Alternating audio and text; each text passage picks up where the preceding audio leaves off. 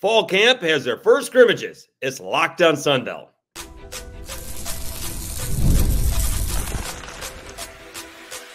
You are Locked On Sunbelt, your daily podcast on the Sunbelt Conference, part of the Locked On Podcast Network, your team every day. Welcome to another edition of Locked On Sunbelt, your team every day. Today's episode brought to you by FanDuel. Make every moment more as the playoffs have winded down. The sports stop sporting like we want them to. But this summer, FanDuel is hooking up all customers with a boost or a bonus daily. That's right. There's something for everyone every day, all summer long. Visit FanDuel.com to get started. Okay, so looked into a couple of different fall camps. The Jags seem to do it without their quarterback, and we're going to find out if the Cajuns are too deep. Again, a couple of different things. We'll have to go through more people who were able to recap their scrimmages. For example, Craig Stevenson, AL.com, is able to watch the entire scrimmage of South Alabama. Kevin Foote of the Acadiana Advocate is not. And I think we heard some things from, the Fighting Will Halls at Southern Miss. We'll go into that later on in the week. I think I saw some recaps from Georgia State, so we'll do that and others while I get a chance to catch up. I actually have today and tomorrow off, so that'll give me a chance to catch up. But I also want to talk about, what this first camp of scrimmages are, right? There's about 10 days in, and it's basically just to see if they got the basics done, right? You got a lot of new coaches. You got a lot of new quarterbacks. We're not judging too harshly on the first one. It's kind of, if you've ever been a football player or even an actor doing like a high school play, all right, we've been working on it for 2 weeks. Let's see what we got. Let's run through the whole thing, right? It's not actually a true dress rehearsal, which the last scrimmage will be, but it is an initial dress rehearsal. And I can tell you, again, I'm one of those guys that for football, a lot of times you have to be sitting with me to tell me what I'm looking at. And sometimes I still wouldn't be able to tell you what I'm looking at, but I can go back to Ken Womack's first year with South Alabama. And we were able to see all the scrimmages, and I didn't see the offense moving. Like, we would go to all the practices, and why aren't I seeing this offense gel? And same thing, I'm asking Craig Stevenson and Tommy Hicks, who's a sideline reporter, am I missing something? This just doesn't look like it's smooth. And it took 3 possessions in the first game, ironically against Will Hall. Kane Womack and Will Hall's first games in the Sun Belt were against each other back in 20, I think. Yeah, would have been in 20. Or maybe 21. Anyway, they were against each other. And it took 2 possessions. The third one took 3. The third one for South Alabama, Jake Bentley, Jalen Tolbert, Jalen Wayne went right at it. The offense clicked immediately. Now, Bentley is a veteran quarterback. He was among the active leaders in yardage at the time that he was with South Alabama. He may have been flip-flopping with somebody else at the time, but he was certainly top 3 or 4. And so it just took a little bit of time for them to get their legs and on the same page. Again, all of 2 possessions. By the third one, they were rocking and rolling. So you got a lot of moving parts. Think about Coastal Carolina brought in over 60 players. ULM's bringing in over 70 players. Cajuns didn't bring in a lot. They didn't lose a lot. They didn't bring in a lot. But I'm going to guess most schools, brought in 15 to 20 transfers. And so, the one unit that I'm always talking about that has to be on the same page at the same time is the offensive line. Now, I know you'll hear coaches say, 10 guys could be playing zone and 1 guy's playing man-to-man, and then, the band starts playing because the one guy got beat and he was in the wrong spot. But that does happen, certainly. But again, the offensive line has to gel, and that's going to take, that's not going to take a month, unless you're returning a bunch of offensive linemen. That's going to take, not only the practices, which again got to get stale, right? Because the defense knows what the offense is doing. It can't be that difficult to figure out, right? Right after you practice against them time and time and time again. So they're going to know what's going to happen. And so that offense isn't going to gel. That offensive line isn't going to gel until it sees some opponents who don't exactly know what is coming all of the time. All right. The wide receivers are doing their things. The linebackers are doing their things. The defensive linemen are doing their things. That offensive line has to work together. It is really the one unit that has to work together. Now, admittedly, right, the running backs have to pick up the blitz or have to, play action. And, one wide receiver has to go short and maybe someone else goes long and takes the safety with them. So I know everyone kind of works together, but that offensive line is going to take a little bit of time. And then you get a bunch of, transfers in or transfers out. It takes a minute, if you will, for everyone to figure that out. So this was the first weekend of scrimmages. And what I did not see, and I saw other places, I did not see major injuries. So if you saw, somebody in the Sun Belt get some injury news, let me know. Whoop, falling down. Let me know. But I didn't see it. I didn't see any injuries. I will say with the new job, usually spent 9 hours a day with the screen time, right? Something like that. I'm down to less than 2 hours of the day. So I may not be caught up as much as I would like to be. So again, if you see any news like that, please pass it along, and then I can pass it along as well. All right, so let's take a time out. We'll look on what Craig Stevenson reported. Kind of odd that the offense did well, and they're holding back Gio Lopez. I don't think there was an injury, just kind of being protective. Okay, not sure about that. We will do that after I tell you about eBay Motors.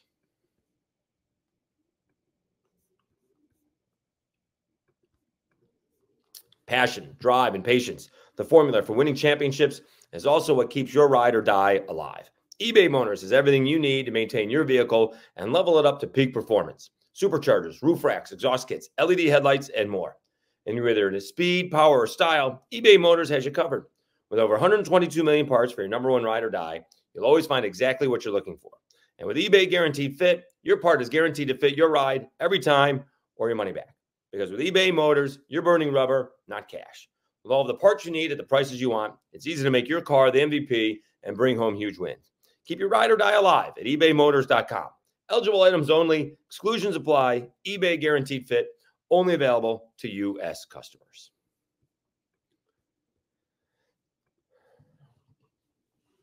All right, Dave Schultz, Locked On Sunbelt, your team every day. Let's check out what South Alabama did on their first scrimmage. And you see the headline, and you're like, whoa, South Alabama offense shines under lights in first preseason scrimmage. So they did it at night.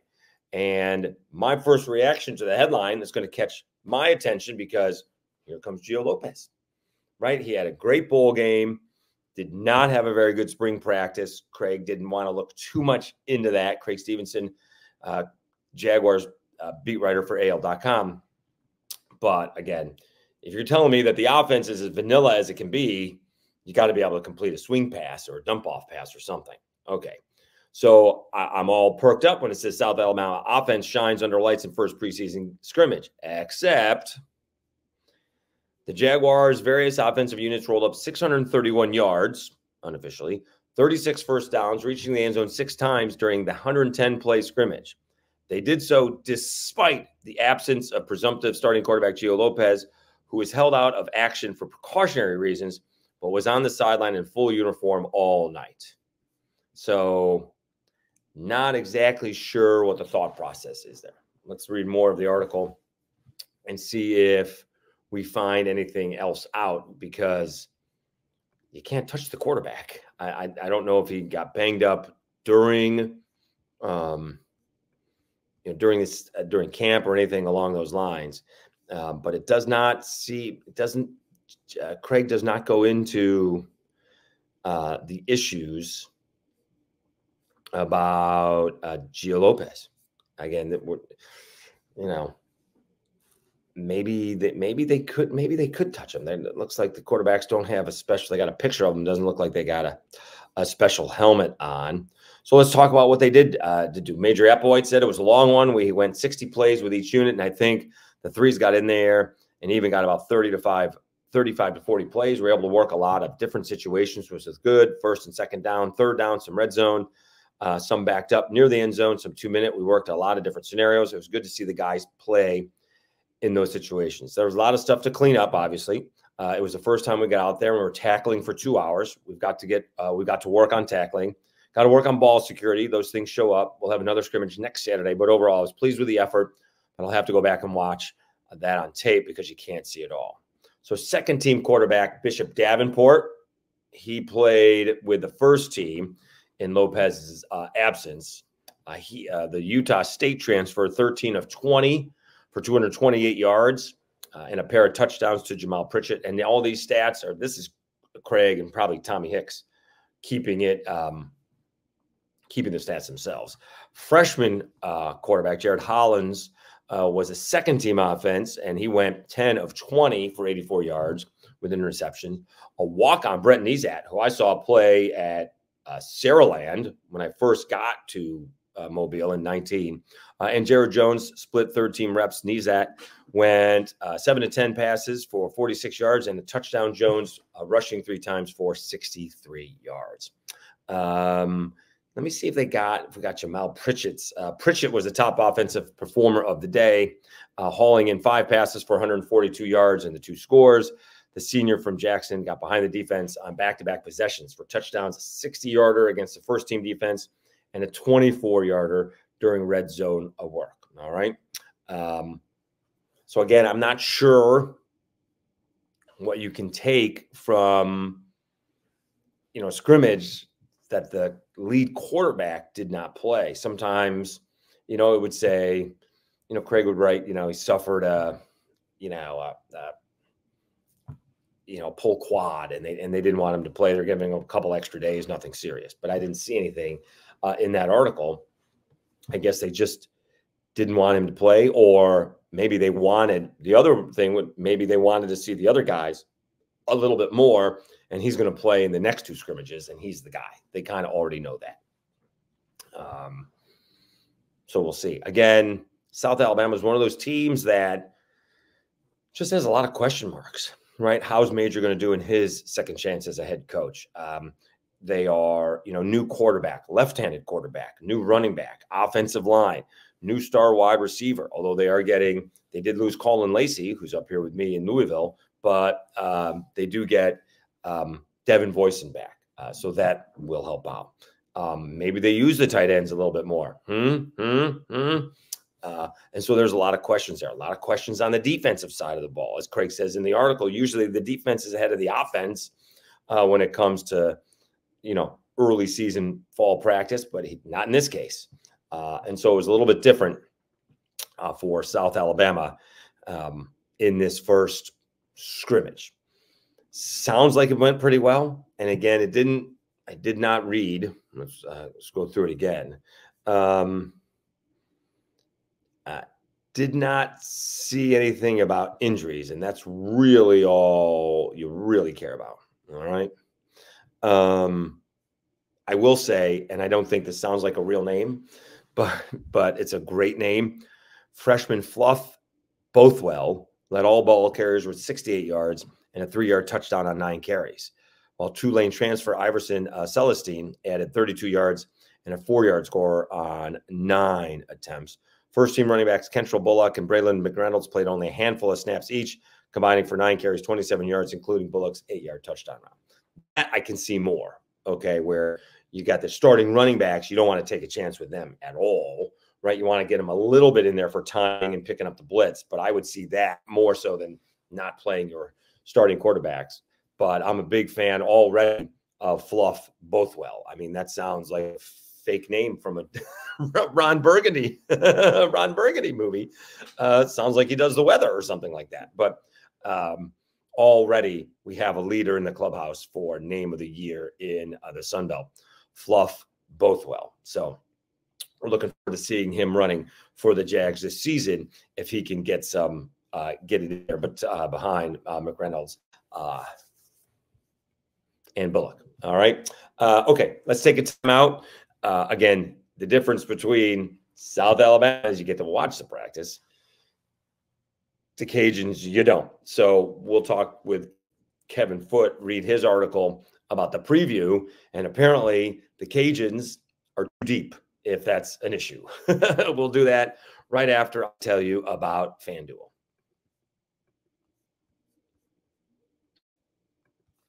I love sports. I love them so much. I never want them to stop. But as the playoffs wind down, and they have winded down, we get fewer games, and the sports aren't sporting like I want them to. But FanDuel lets me keep going whenever I want. And all I have to do is open up the app and dream up bets anytime I'm in the mood. And this summer, FanDuel is hooking up all customers with a boost or a bonus daily.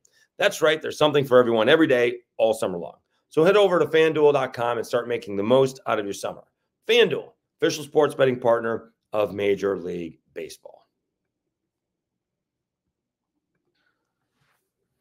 No more Olympics. So we kind of got the NFL going now, preseason.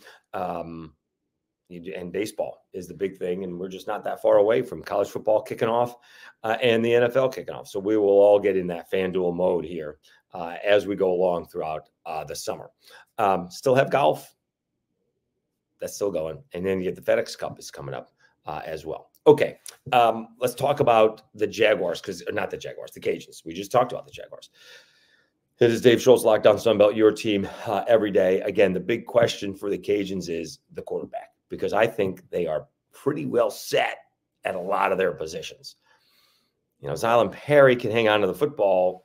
They got a three-headed monster there with Draylen Washington and Bill Davis. They got Rob Williams, and Henry Broussard as their wide receivers. They may get a tight end mixed in there as well, Terrence Howard. They have, they got some guys on the defensive line. They got some edge rushers. They got an experienced defensive backfield.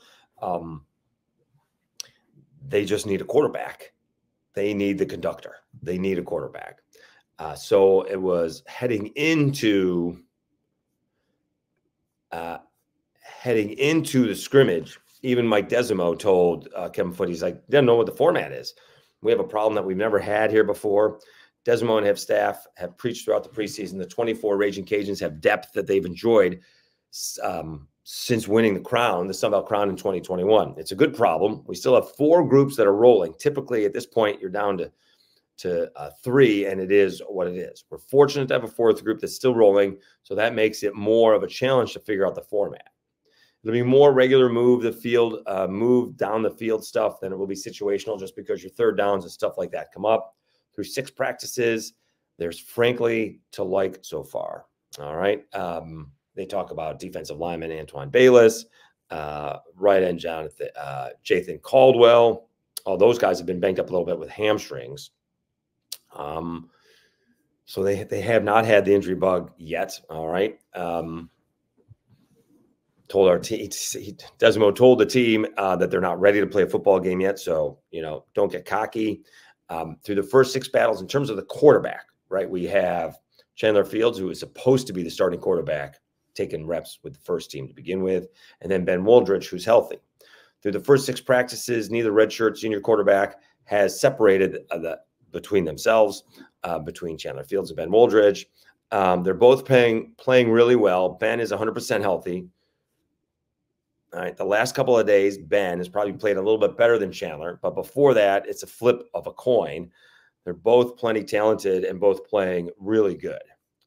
Third string is going to redshirt freshman Dwayne Winfield. He actually remains out with an arm injury, so he is injured. Freshman from Baton Rouge out of Catholic, Daniel Beal, is making progress. So what I'm reading here is that if you're telling me when it began, the first 3 practices began, and it was a flip of a coin with either Chandler or Ben, and now you're telling me the last few practices, it's Ben, that's the direction it's heading in. I can't say that I'm surprised. All right. Ben looks the part. Chandler is, he's a grinder, but he's a smaller guy. And I don't think he has the arm strength that Ben Woldridge is. Ben Wooldridge does. The thing is that Ben hasn't been able to stay healthy one way or the other, right?